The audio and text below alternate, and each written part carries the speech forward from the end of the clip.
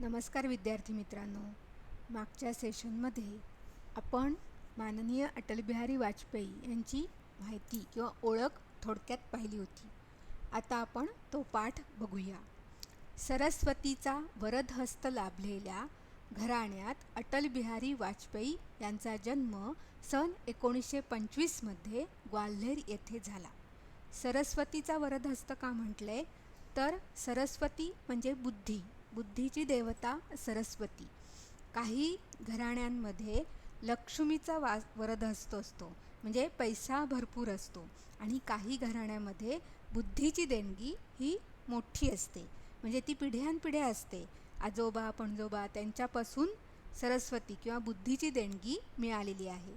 आणि असंच हे वाजपेयी कुटुंब होतं की ज्यांच्यावरती सरस्वतीचा वरदहस्त होता. म्हणजे जी सरस्वती आहे किंवा बुद्धीची देवता आहे, ती बुद्धीची देवता पिढ्यानपिढ्या त्यांना मदत करत होती, म्हणून वरदहस्त असं म्हटलेलं आहे. हस्त म्हणजे हात, वर देणारा हात. मग कुणाचा हात आहे तर सरस्वतीचा वर देणारा हात त्या घराण्याला लाभलेला आहे. म्हणजे सरस्वतीची कृपा पिढ्यानपिढ्या त्यांच्या घरामध्ये होती असं म्हटलेलं आहे. सरस्वतीचा वरदहस्त लाभलेल्या घराण्यात अटल बिहारी वाजपेयी यांचा जन्म सन 1925 मध्ये ग्वाल्हेर येथे झाला. जसं आपलं महाराष्ट्र राज्य आणि त्याच्यामध्ये मुंबई, पुणे ही मोठी शहरे आहेत, तसं ग्वाल्हेर शहरामध्ये त्यांचा 1925 साली जन्म झाला. अटलजींचे वडील, आजोबा पणजोबा काशीला जाऊन पंडित होऊन आले होते. त्यांचे वडील, आजोबा म्हणजे काय तर वडिलांचे वडील, आणि वडिलांच्या वडिलांचे वडील म्हणजे आजोबांचे वडील ते पणजोबा, म्हणजे 3 पिढ्या, वडील आजोबा पणजोबा. मग ते काय होते तर काशीला जाऊन, पूर्वीच्या काळी काशी हे सगळ्यात प्रमुख केंद्र होतं. ही काशी हे सर्वश्रेष्ठ नगरी, म्हणजे आजही आहे, पण त्या काळी ती सर्वश्रेष्ठ नगरी होती की शिक्षणासाठी तिथे जाऊन येणं हे खूप महत्त्वाचं होतं. मग त्यांचे वडील आजोबा पणजोबा काशीला जाऊन पंडित होऊन आले होते. पंडित म्हणजे काय की ज्यांनी ज्ञान मिळवण्यासाठी प्रयत्न केला त्याला पंडित असं म्हटलं जायचं. मग ते पंडित हे ज्ञान कशासाठी तर त्या ज्ञानानं जास्तीत जास्त आनंद असा कसा मिळू शकेल, म्हणजे स्वार्थी जीवन जगण्यासाठी ज्ञान मिळवणं असा अर्थ नाही आहे. तर पंडित म्हणून त्यांना कसा अर्थ मिळेल, पंडित होऊन ते आलेले होते.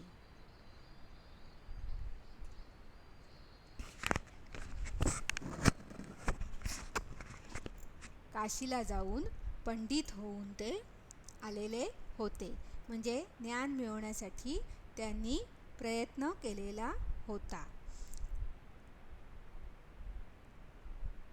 म्हणजेच सरस्वतीनं त्यांच्यावरती कृपा केली होती आणि पिढ्यानपिढ्या त्यांच्यामध्ये सगळं ज्ञान आलेलं होतं. त्यांचे वडीलसुद्धा हुशार होते, आजोबासुद्धा ज्ञानी होते आणि पणजोबासुद्धा ज्ञानी होते, की जेणेकरून ते स्वतः ज्ञान घेऊन दुसऱ्यांनासुद्धा शिकवू शकत होते. अशा प्रकारचे ते पंडित काशीला जाऊन झालेले होते. अटलजींचे वडील कवी, उत्कृष्ट वक्ते आणि देशभक्त होते. आता कवी होते म्हणजे काय, पोएट, म्हणजे जे काव्य करणारे, कविता करणारे त्यांना आपण कवी असं म्हणतो. मग अटलजींच्या वडिलांमध्ये कोणते कोणते गुण होते तर ते कवी होते, त्याचबरोबर उत्कृष्ट वक्ते, उत्कृष्ट म्हणजे काय सगळ्यात चांगले, वक्ते म्हणजे काय बोलणारा, वक्ता म्हणजे बोलणारा, जो सभेत बोलतो त्याला आपण वक्ता असं म्हणतो. मग वक्ते होते म्हणजे सभेमध्ये, म्हणजे जास्तीत जास्त लोकांसमोर चांगल्या प्रकारे बोलता येणं हा त्यांच्यामध्ये गुण होता. उत्कृष्ट वक्ते होते म्हणजे खूप लोकांसमोर ते खूप चांगल्या प्रकारे बोलू शकत होते. कोणताही विषय चांगल्या प्रकारे मांडण्याची क्षमता त्यांच्या वडिलांमध्ये होती. आणि त्याचबरोबर देशभक्त होते. म्हणजे देशाबद्दल खूप आदर होता, प्रेम होता.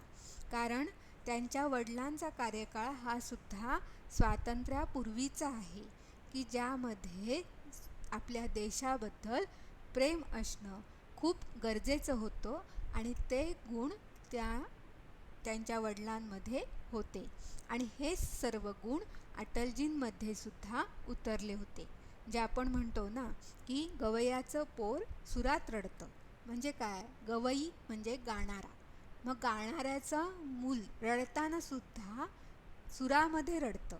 कारण का? तर ते सूर त्यानं लहानपणापासून शिकलेले असतात. म्हणून प्रत्येक जसं वडील असतील, जसा त्यांचा व्यवसाय असेल, जसं ते शिकले असतील, तसंच मुलंसुद्धा पुढे शिकत असतात. आणि तसंच अटलजींच्या बाबतीत सुद्धा झालेलं आहे की त्यांचे वडील कवी होते, उत्कृष्ट वक्ते होते आणि देशभक्त होते. तसंच माननीय अटलजीसुद्धा त्यांच्यामध्ये सुद्धा हेच गुण त्यांनी आपल्या वडिलांकडून घेतलेले होते. त्यांचे शिक्षण ग्वाल्हेर आणि कानपूरला झाले. म्हणजे प्राथमिक शिक्षण जरी ग्वाल्हेरला झालं तरी पुढचं शिक्षण त्यांचं कानपूरला झालं.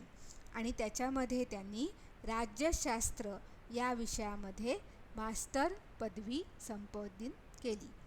म्हणजे कुणाचा मास्टर म्हणजे काय? तर MA किंवा MSc अशी मास्टर डिग्री. म्हणजे सायन्समध्ये मास्टर ऑफ सायन्स किंवा master of arts, master of commerce असं आपण म्हणतो. म्हणजे MA, MCom, MSc असे जे विषय आहेत, तर त्या विषयांसाठी एका विषयाची पदवी संपादन केली जाते किंवा एका विषयामध्ये मास्टर डिग्री केली जाते. आणि त्यासाठी त्यांनी राज्यशास्त्र हा विषय निवडलेला होता की राज्यशास्त्र हा विषय खूप कठीण आहे. तर तसा कठीण विषय निवडून त्याच्यामध्ये त्यांनी मास्टर डिग्री मिळवलेली होती. ते जसे त्यांचे वडील, आजोबा, पणजोबा हे सुद्धा हुशार होते, तसेच ते सुद्धा बौद्धिकदृष्ट्या खूप हुशार होते असं म्हटलेलं आहे.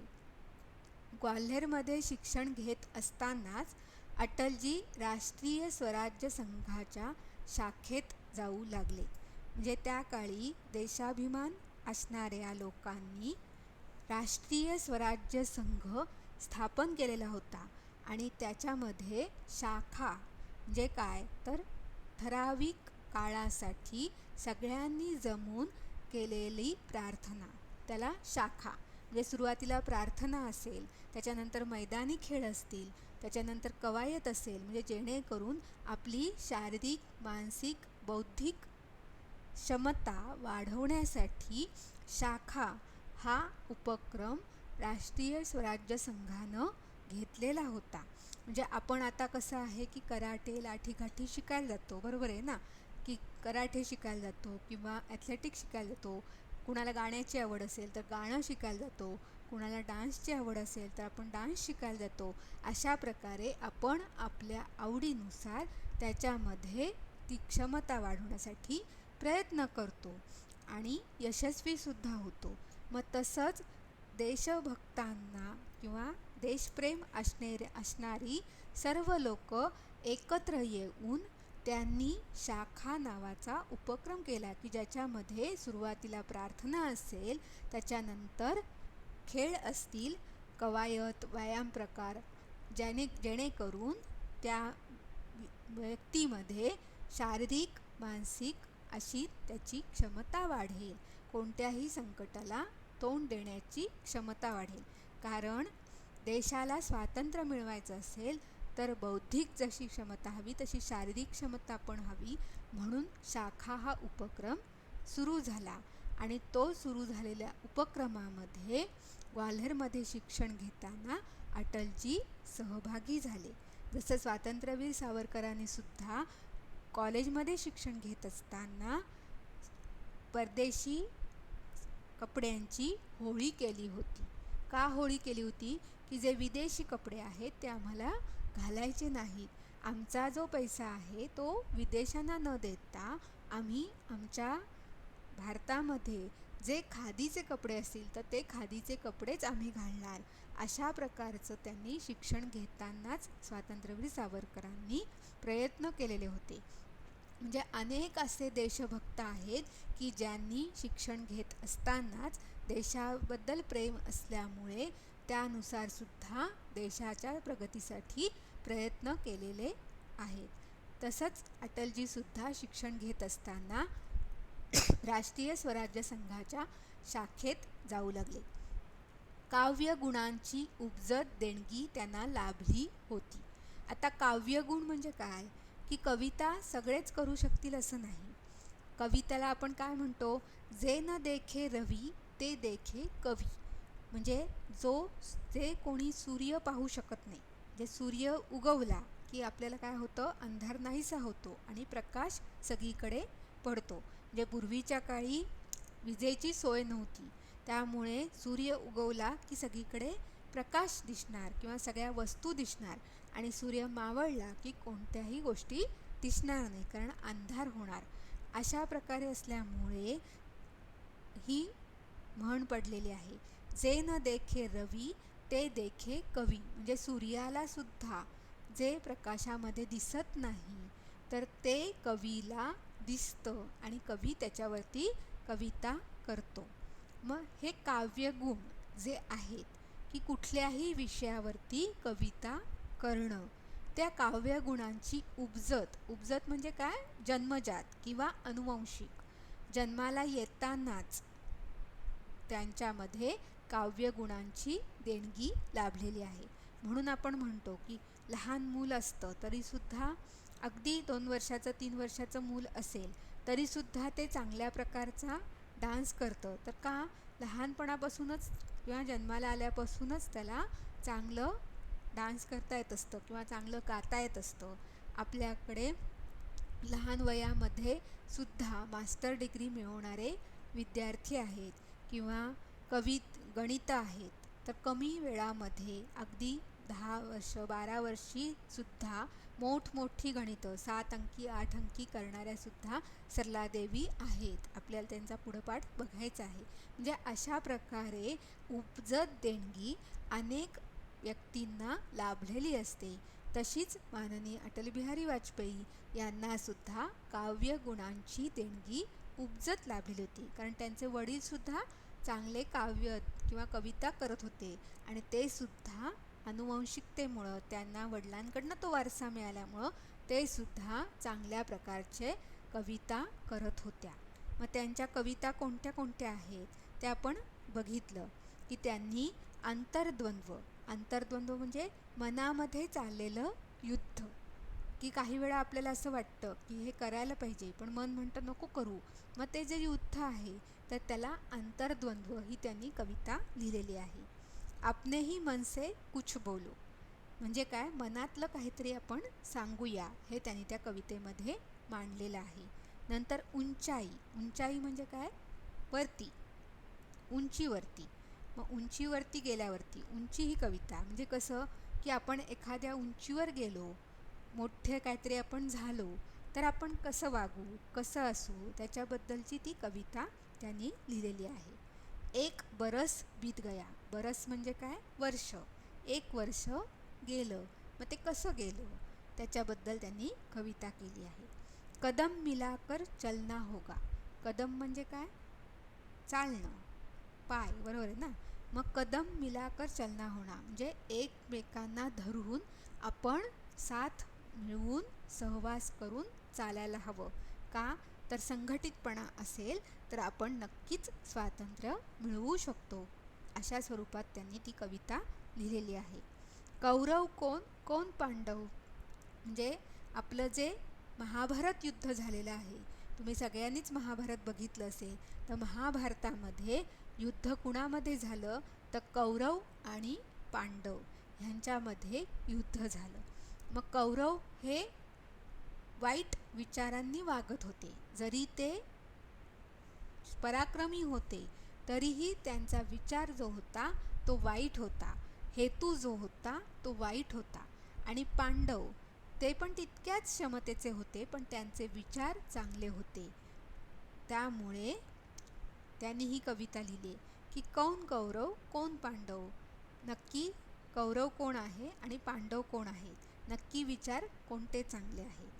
क्षमा याचना, क्षमा म्हणजे काय की दुसऱ्याला माफ करा असं म्हणणं. मग माझ्याकडनं ज्या ज्या चुका झाल्यात त्या चुकांबद्दल क्षमा करण्यासाठी किंवा माफी मागण्यासाठी त्याने ती कविता दिलेली आहे. जीवन की ढलने लगी सांज म्हणजे काय, सांज म्हणजे संध्याकाळ. मग संध्याकाळ म्हणजे जीवन आता संपत आलेलं आहे आणि त्यावर आधारित त्याने ती कविता केलेली आहे. झुक नाही सकते, झुकणे म्हणजे काय, खाली लवणणे, तर तसं होणार नाही असं त्यांनी सांगितलेलं आहे. ती कविता त्यांनी लिहिलेली आहे. दो अनुभूतिया म्हणजे काय, अनुभूती म्हणजे आपल्याला जो अनुभव येतो त्याला अनुभूती असं म्हणतात. मग तशा त्यांना 2 अनुभव आले, हे कोणतेही असतील तर ते 2 अनुभव त्यांनी त्या कवितेमध्ये मांडलेले आहे.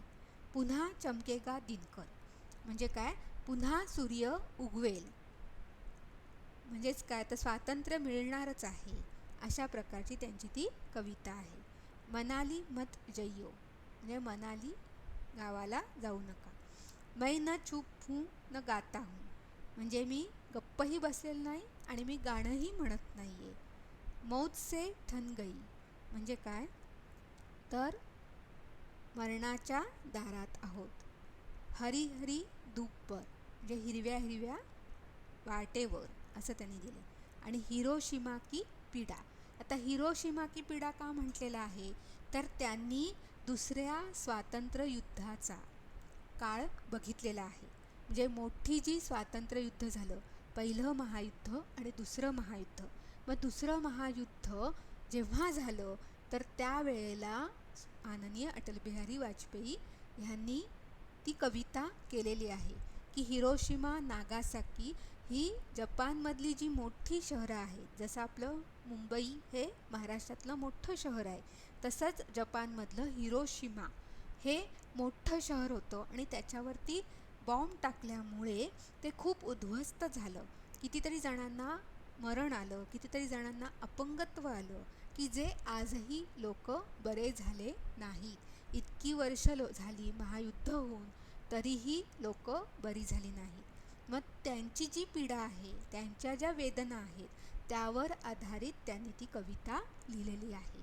म्हणजेच काय, तर त्यांच्यामध्ये देशाबद्दलचं प्रेम किंवा स्वातंत्र्याबद्दलचं प्रेम ह्याच्याबद्दलच त्यांनी कविता केलेल्या आहेत. राष्ट्र, धर्म आणि देश ह्यावरतीच आधारित त्यांनी कविता केलेल्या आहेत. कोणत्याही कविता त्यांनी स्वतःच्या वैयक्तिक जीवनावरती न करता त्यांनी देशाबद्दल, राष्ट्राबद्दल, धर्माबद्दल केलेल्या आहेत. हे आपल्याला त्यांच्या ह्या कवितेमधून जाणवतं. 10वीत असताना त्यांनी प्रथम आपली कविता म्हणून दाखवली. म्हणजे 10वी म्हणजे 15-16 वर्षाचंच वय आहे आणि त्या 15-16 वर्षामध्ये सुद्धा त्यांनी पहिल्यांदी कविता केली. आणि ती कवितासुद्धा कशी केली, कोणतीही प्रेमाची कविता न करता त्यांनी कोणती कविता केली आहे, हिंदू तनमन हिंदू जीवन रगरग हिंदू मेरा परिचय. म्हणजे मी तनानं, शरीरानं, मनानं कोण आहे, तर हिंदू आहे. हिंदू जीवन म्हणजे जी जीवन प्रणाली माझी आहे ती हिंदूंची आहे. रगरग हिंदू मेरा परिचय म्हणजे माझ्या रक्तामध्ये किंवा माझी ओळख कोण आहे, तर हिंदू आहे. अशी त्यांनी 10वीत असताना म्हणजे 15व्या-16व्या वर्षी पहिली कविता केली. आणि जी पहिली कविता केली ती सुद्धा त्यांनी धर्माविषयी केलेली आहे. कुठंही त्यांनी प्रेमाची किंवा आपल्या वैयक्तिक जीवनावरती कविता केलेली नाही. इतकं त्यांना धर्माबद्दल, राष्ट्राबद्दल प्रेम होतं हे आपल्याला दिसतं. काव्यगुणांचा विकास होत असताना ते उत्कृष्ट वक्ते बनले. म्हणजे 10वीपासून ते कविता करायला लागले. स्वातंत्र्यावरती असतील, स्वातंत्र्योत्तर चळवळीवरती असतील, त्यांनी कविता करायला सुरुवात केली किंवा कविता केलेनी. पण नुसतेच कविता न करता ते उत्कृष्ट वक्तेही बनले.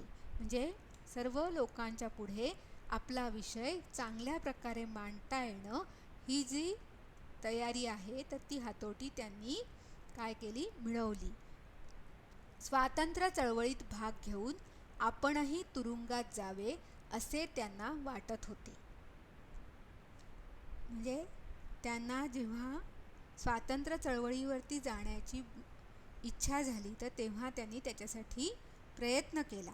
मग पहिला त्यांना कधी स्वातंत्र्य चळवळीत भाग घ्यावासा वाटला तर 1942मध्ये भारत छोडो आंदोलन हे जेव्हा सुरू झालं किंवा ही चळवळ जेव्हा सुरू झाली की भारतातून इंग्रजांनी निघून जा, ही चळवळ जेव्हा निर्माण झाली त्या चळवळीमध्ये वाजपेयींनी पहिल्यांदी भाग घेतला.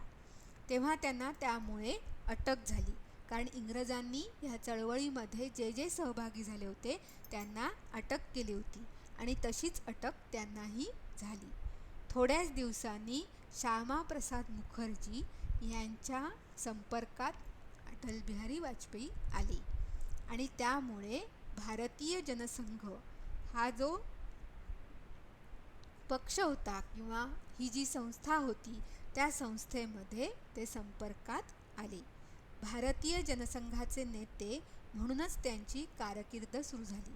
म्हणजे त्यांनी सुरुवातीला राजकारणामध्ये किंवा सुरुवातीला जेव्हा ते आले तर तेव्हा राजकारणामध्ये येताना त्यांचा संपर्क हा भारतीय जनसंघाशी झाला आणि त्याचे नेते म्हणूनच ते सुरुवात झाली त्यांची.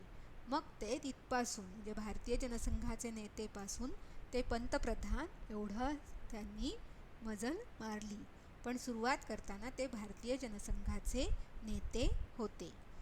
वाजपेयी 1957मध्ये संसदेवर बलारामपूरमधून निवडून आले. तरुणपणातच आपल्या अमोघ वाणीने, म्हणजे ते उत्कृष्ट वक्ते होते त्यामुळे तरुण असले तरीसुद्धा, म्हणजे कमी वयाचे असले तरीसुद्धा त्यांनी अनेक लोकांवरती छाप पाडली होती, प्रभाव पाडला होता की सगळी लोक त्यांच्याबद्दल आदर ठेवून होती किंवा त्यांच्याबद्दल लोकांमध्ये आदरभाव निर्माण झालेला होता. त्यांनी विरोधी पक्षात असूनही सर्व स्तरावर वाहवा आणि आदर मिळवला. म्हणजे जरी ते विरोधी पक्षात होते, स्वातंत्र्य झाल्यानंतर जेव्हा संसद निर्माण झाली तर संसदेमध्ये काँग्रेसचं राज्य होतं, प्रत्यक्षात ते विरोधी पक्षामध्ये होते, तरीसुद्धा सगळेजण त्यांचं कौतुक करत होते आणि त्याचबरोबर त्यांच्याविषयी सर्व लोकांच्यामध्ये आदर होता. त्यांची भाषणे अतिशय उत्तम आणि दर्जेदार म्हणून गणली जात असत. म्हणजे ती जे भाषणं करत होते ती भाषणं केलेली सगळ्यांना आवडत होती, त्यामुळे ते उत्कृष्ट वक्त्यांमुळे सगळ्यांना परिचय होता त्यांचा आणि सगळ्यांना त्यांची भाषणं आवडत होती. खुद्द जवाहरलाल नेहरूंनी, म्हणजे पहिले पंतप्रधान, त्यांनी सांगितलं की एक ना एक दिवस नक्कीच हे भारताचे पंतप्रधान होतील. अशा प्रकारे त्यांनी सुद्धा त्या काळी भविष्य सांगितलेलं होतं. अशा प्रकारे ते उत्कृष्ट राजकारणी होते. लोकांच्या मनात स्वातंत्र्य चळवळीत भाग घेऊन आपणही तुरुंगात जावे असे त्यांना वाटत होते. म्हणजे 1942 साली जेव्हा ते राजकारणामध्ये आले तेव्हा त्यांना भारत छोडो चळवळीमध्ये ते सहभागी झाले आणि सहभागी झाल्यानंतर त्यांना तुरुंगात जावं ह्यासाठी ते वाटत होतं आणि त्याप्रमाणे ते बऱ्याच तुरुंगातसुद्धा त्यावेळेला गेलेले होते. स्वातंत्र्यप्राप्तीनंतर राष्ट्राच्या नवनिर्माणाला वाहून घेण्यासाठी अटलजी पुढे सरसावले. म्हणजे स्वातंत्र्य जेव्हा आपल्याला मिळालं 1947 साली स्वातंत्र्य मिळालं आणि स्वातंत्र्य मिळाल्यानंतर नवीन राष्ट्र कसं निर्माण करायचं, म्हणजे आत्तापर्यंत पारतंत्र्यामध्ये होतो, जसं इंग्रजांनी इथं सगळ्या सोयी केल्या त्याप्रमाणे वागण्याची पद्धत होती, पण आता जे नवीन राज्य आहे किंवा नवीन राष्ट्र आहे ते लोकशाही म्हणजे लोकांचं असावं, कुठल्याही लोकांचं वर्चस्व नसावं किंवा हुकुमशाही नसावी, राजा नसावा, अशा प्रकारची त्यांची विचारसरणी होती. त्यामुळे स्वातंत्र्यप्राप्तीनंतर तरुण असूनसुद्धा त्यांनी लग्नाचा विचार न करता ते कायम अविवाहित राहिले आणि राष्ट्रासाठी त्यांनी आपलं संपूर्ण जीवन वाहून घेतलं.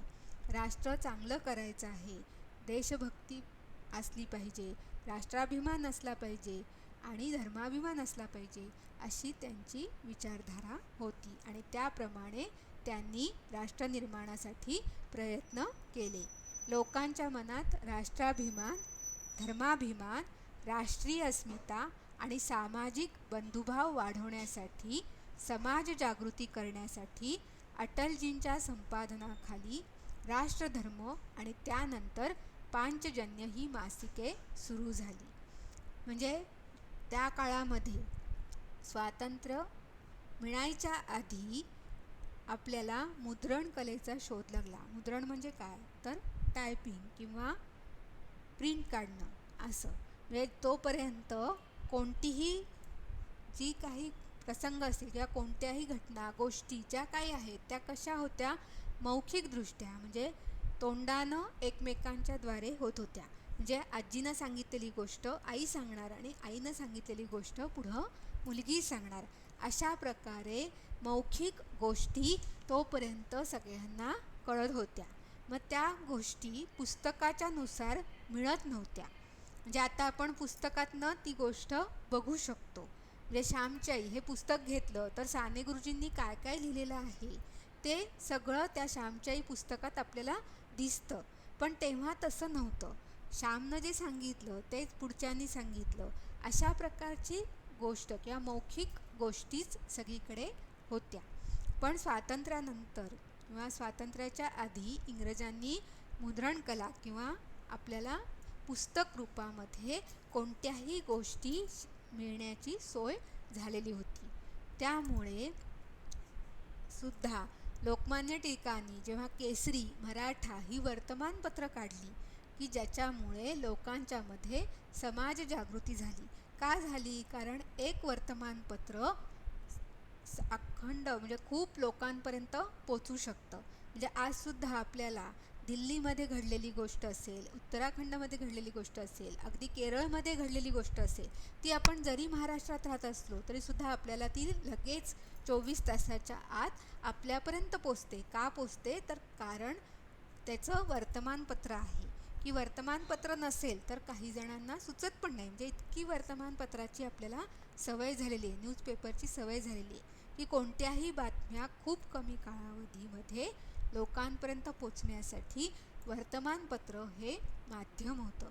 मग हेच माध्यम सुरू करण्यासाठी मासिकं 2 निर्माण केली. कोणती मासिकं निर्माण केली, जसं लोकमान्य टिळकांनी केसरी, मराठा ही वृत्तपत्र तयार केली, तसं माननीय अटल बिहारी वाजपेयी यांनी 2 मासिकं निर्माण केली. आता मासिक म्हणजे काय, तर जे महिन्यानं प्रकाशित होतं त्याला मासिक असं म्हणतात. गेल्या वर्षी तुम्ही शिकलेला आहात की दररोज प्रसिद्ध होणारे दैनिक, आठवड्यानं प्रसिद्ध होणारे साप्ताहिक, दर महिन्यात 15 दिवसांनी प्रसिद्ध होणारे पाक्षिक आणि दर महिन्यानं प्रसिद्ध होणारे मासिक आणि वर्षानं प्रसिद्ध होतं त्याला वार्षिक असं आपण म्हणतो. मग तसं मासिक म्हणजे 1 महिन्यातनं प्रसिद्ध होणारी अशी 2 मासिकं त्यांनी सुरू केली, ज्याचं नाव होतं राष्ट्रधर्म आणि पांचजन्य.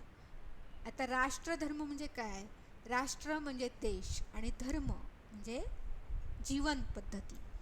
धर्म म्हणजे कोणताही धर्म असं इथं नाही आहे, तर जीवन पद्धती, राष्ट्राची जीवन पद्धती, त्याला राष्ट्रधर्म असं म्हटलेलं आहे. की कोणतंही राष्ट्र जिवंत राहण्यासाठी जी नियमावली आहे त्याला राष्ट्रधर्म असं आपण म्हणतो. की आपलं राष्ट्र जिवंत राहण्यासाठी बघा, परदेशात गेलो तर तिथं काहीतरी नियम आहेत ना, की वाहतुकीचे नियम नाही पाळले तर तुम्हाला अटक होऊ शकते, किंवा कोणत्याही विषयाबद्दल जर काही चुकीचं बोलला तर तुम्हाला अटक होऊ शकते. म्हणजे प्रत्येक राष्ट्राचे असे काहीतरी नियम आहेत आणि तो म्हणजे राष्ट्रधर्म, आणि ती जगण्याची पद्धती त्याला राष्ट्रधर्म असं म्हणतो. आणि पांचजन्य, पांचजन्य हे श्रीकृष्णाच्या शंखाचं नाव आहे. शंख तुम्ही सगळ्यांनी बघितलेलं असेल, आपल्या पूजेमध्ये सुद्धा शंख असतो. की शंख वाजवल्यामुळे आपली फुफ्फुसं चांगली राहतात. शंख वाजवणं खूप कठीण असतं, पण शंख नादामुळे संपूर्ण भोवतालचं वातावरण खूप चांगलं होतं. आणि वातावरण चांगलं होण्यासाठी पूर्वी आरतीनंतर शंखनाद केला जायचा. आजही कित्येक घरांमध्ये शंखनाद केला जातो. आरती झाल्यानंतर शंखनाद करण्याची पद्धत आहे की त्या शंखनादामुळे आपलं शरीर किंवा फुफ्फुस खूप चांगलं कार्यक्षम राहतं. त्याच्यासाठी शंखनाद केला जातो. मग महाभारत युद्धामध्ये सुद्धा जेव्हा जसं आपण शाळेमध्ये बेल वाजते किंवा घंटा, शाळेची घंटा वाजली की शाळा सुरू झाली, तासाला जसा तास होईल 30-35 मिनिटाचा, त्याच्यानंतर पुन्हा घंटा वाजणार, पुन्हा जेवणाची घंटा वाजणार आणि मग शाळा सुटण्याची घंटा वाजणार. मग जशी घंटा वाजली की आपल्याला शाळेचा हा तास आहे, शाळेची जेवणाची वेळ आहे, खेळायची वेळ आहे, हे सगळं आपल्या लक्षात येतं. का तर त्या घंटेनुसार की ह्या वेळेला ही घंटा वाजणार, त्यावेळेला ती घंटा वाजणार. तसं महाभारत युद्धामध्ये जेव्हा युद्ध सुरू झालं तेव्हा शंख वाजवला जायचा आणि जेव्हा युद्ध संपायचं म्हणजे दिवस संपला तेव्हा म्हणजे दिवस मावळला, सूर्य मावळला की अंधार होणार सगळीकडे, त्यामुळे युद्ध थांबवलं जायचं. मग जेव्हा युद्ध थांबवलं जायचं तर ते कळण्यासाठी म्हणून शंख वाजवला जायचा आणि तो शंख वाजवायचं काम भगवान श्रीकृष्ण करत होते. आणि त्या श्रीकृष्णांच्या शंखाचं नाव होतं पांचजन्य. म्हणून त्यांनी पांचजन्य म्हणजे राष्ट्रामध्ये सुद्धा युद्ध सगळं समाप्त होऊ दे आणि चांगलं राज्य निर्माण होऊ दे किंवा चांगलं राष्ट्र निर्माण होऊ दे म्हणून त्यांनी पांचजन्य नावाचं मासिक काढलं आणि राष्ट्रधर्म नावाचं सुद्धा मासिक काढलं.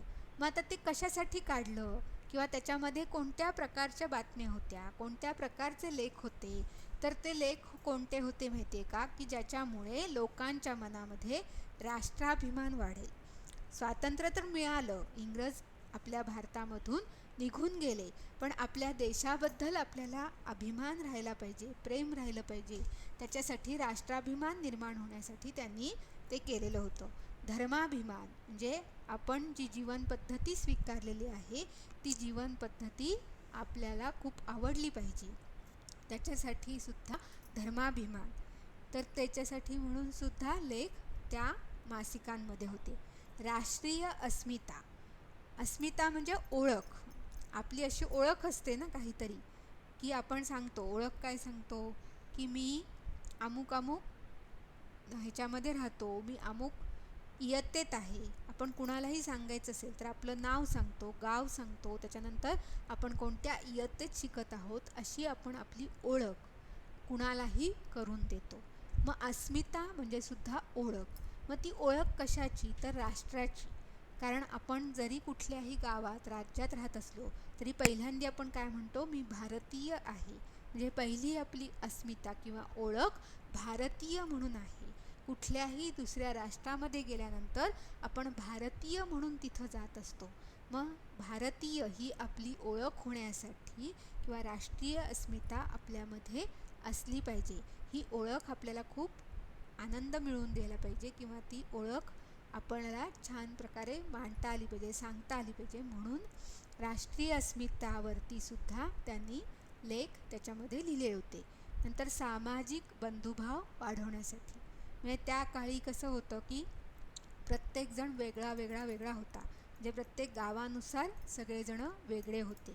एक देश एक भाषा असं नव्हतं, कारण प्रत्येक राज्य वेगळं, प्रत्येक राज्याची भाषा वेगळी, त्यामुळे सामाजिक बंधुभाव कमी होता.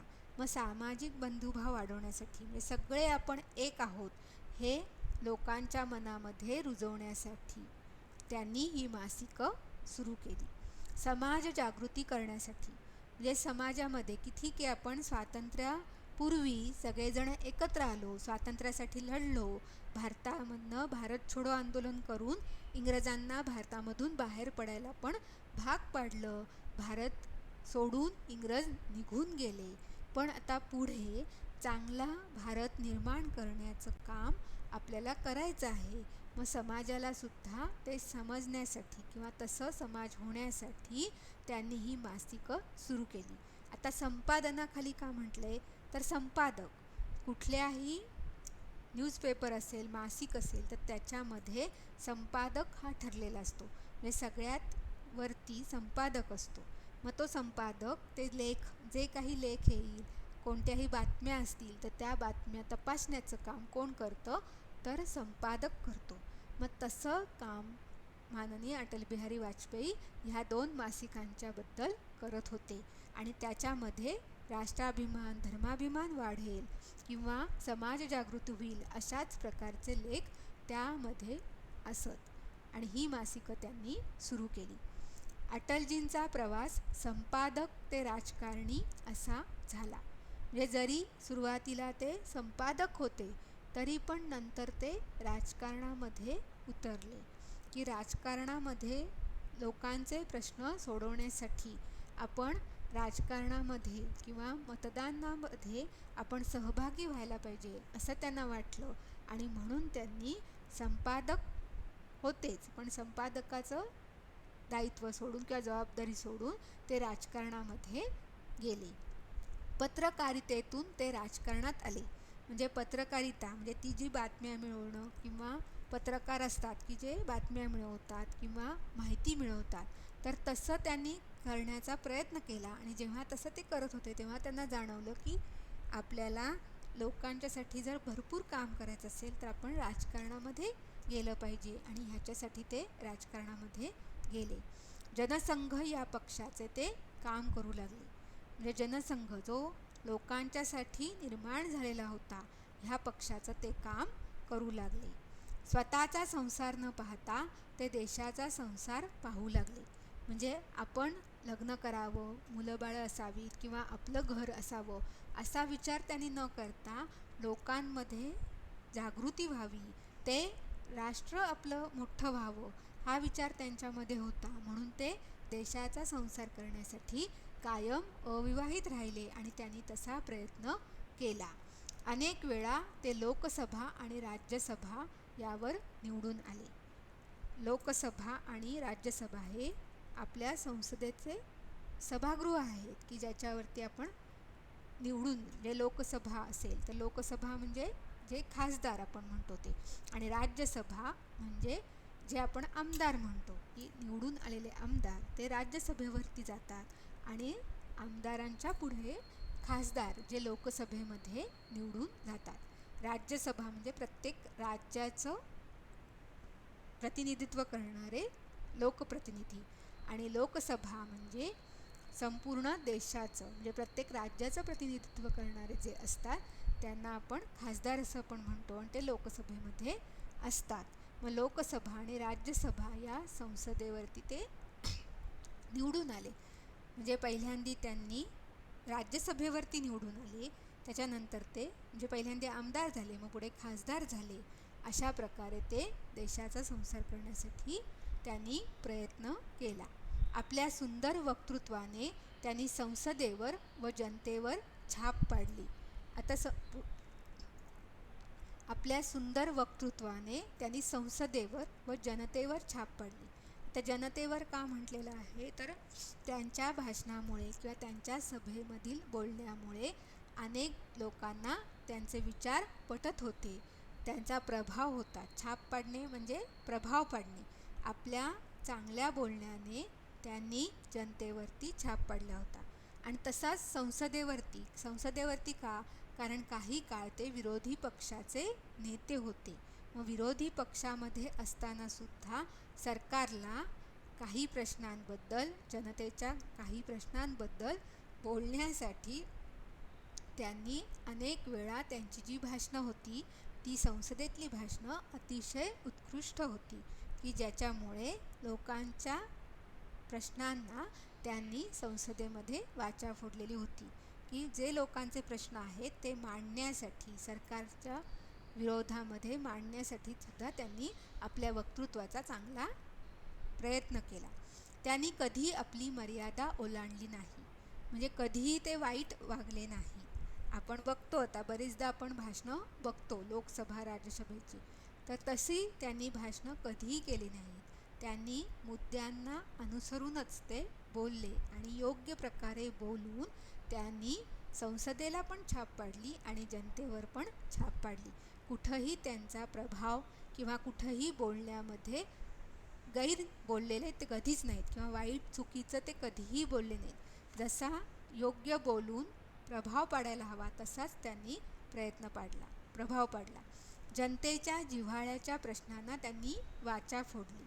म्हणजे त्यांचे जे जनतेचे जिव्हाळ्याचे प्रश्न कोणते आहेत तर अन्न, वस्त्र, निवारा ह्या ज्या गरजा आहेत स्वातंत्र्यानंतरच्या, तर त्या गरजांना त्यांनी पहिल्यांदी महत्त्व दिलं आणि त्या गरजांसाठी सरकारचं लक्ष वेधलं किंवा सरकारनं काय केलं पाहिजे, त्याच्यासाठी काय प्रयत्न केले पाहिजेत आणि ते प्रश्न कसे लवकरात लवकर सुटतील यासाठी त्यांनी प्रयत्न केला. लोकांच्या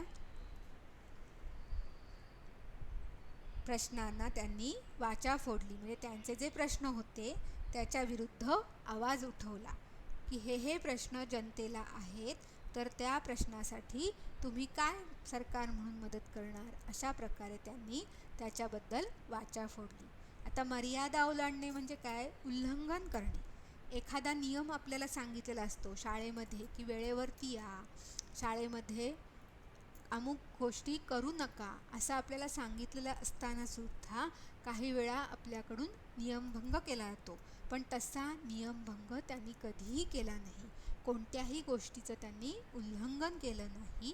मर्यादेत राहून त्यांनी त्यांचे विचार सरकारला मांडले किंवा जनतेसमोर सुद्धा ठेवलेले आहेत. कुठंही कुणाबद्दल वाईट विचार न व्यक्त करता योग्य प्रकारे प्रत्येक मुद्द्यानुसार बोलण्याची हातोटी त्यांच्याकडे होती किंवा त्यानुसार त्यांचं वक्तृत्व होतं की ज्याच्यामुळे त्यांनी जनतेच्या जिव्हाळ्याचे जे प्रश्न होते, जिव्हाळ्याचे म्हणजे ममतेचे किंवा प्रेमाचे, की काही महत्त्वाचे विषय प्रत्येक जनतेमध्ये असतात. म्हणजे आपल्याकडे कसं की कमी खर्चामध्ये आपल्याला सगळं मिळालं पाहिजे.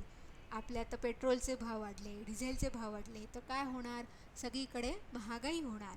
मग हे जे जिव्हाळ्याचे प्रश्न आहेत तर त्या प्रश्नांना त्यांनी वाचा फोडली किंवा त्याच्या विरुद्ध त्यांनी आवाज उठवला. कारण ते काही काळ विरोधी पक्षाचे नेते होते, त्यावेळेला त्यांनी ते प्रयत्न केले. अशा प्रकारे ते उत्कृष्ट राजकारणी होते, संपादक होते, कवी होते आणि वक्ते होते. हा बोध आपल्याला ह्या पाठातून कळतो आहे. म्हणजे आदर्श नेता कसं असलं पाहिजे हे आपल्याला अटल बिहारी वाजपेयी यांच्या जीवनातून अनुभवता यावं म्हणून हा पाठ आपण शिकत आहोत. तर तसं आदर्श नेत्याचे गुण आपण सुद्धा घेण्याचा प्रयत्न करूया. धन्यवाद.